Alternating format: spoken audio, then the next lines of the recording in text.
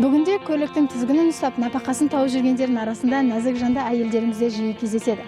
Сондай жанның бірі Бекболат ауылының тұрғыны Айгерім Жензақова. Ол 10 жылға жуық ауданның тұрғындарын тасымалдайтын шағын қоғамдық көлікті жүргізіп келеді.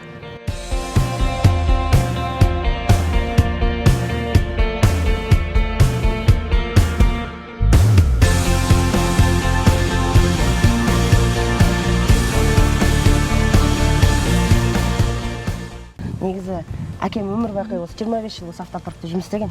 Содан кейін біз әкемнің қасында жүрдім, контролер болдым, осы автопарктың автобустарында жүрдім, кішкентай болып ақшасына үйрендім. Содан әкем рульге отырғызды. Мә балам, ертеңгі күні саған керек болады осының бәрі деп. Содан әкемнен үйреніп, ақырын жеңіл көліктерді жүргізіп, содан 2015-те уже папам уже пенсияға кетті, үлкен кісі. Одан маған өзіме ұнағаннан кейін қалдым бұл жерде, шыны керек. Оқу бітірдім, бірақ ұнамайды маған ондай жұмыс. Өзім үйреніп қалған жұмысым, мен жақсы көремін. Машине, роль, жол деген ол менікі. Мен басқа ешқандай жұмыс істей алмайтын сияқтымын бұдан басқа. Жалпы осы жерде жүргізуші ретінде қай жылдан бері? 2017-тен бастап.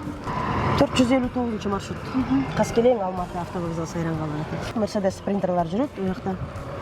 Даже қоғамдық көлік деп саналады оларда. Ол қоғамдық көлікті жүргізудің өзінің қиыншылықтары бар. Неше түрлі пассажирлар мінеді, неше түрлі адамдар көресің. Әрқайсымен психолог болу керек. Жүргізуші ол негізі психолог болу керек та. Әркім тілін тауып білу керек. Ең қиыны сол.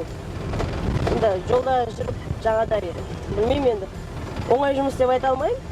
Бірақ өзіме ұнайды бұл жұмыс. Жақсы көремін бұл жұмысты.